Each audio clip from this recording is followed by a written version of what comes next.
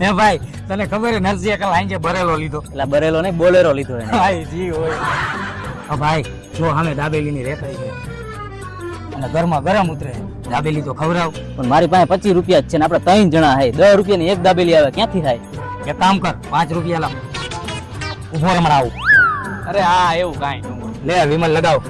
અરે વાહ ભાઈ વાહ કઈ બાજુ દી ગયો તું મને વિમલ ખવડાવ કરવો તને ફોન હમણાં તું ખાને ખાધા જેવડો હો બોલો જુબા કેસરી. પણ આ સમજાતું નથી તું મને વિમલ ખવડાવસ. હા અને ખાધા પછી તું કાટતો નહીં નકર તને નરસિંહ ના આમ હે. કાંઈ વાંધો નહીં ભાઈ.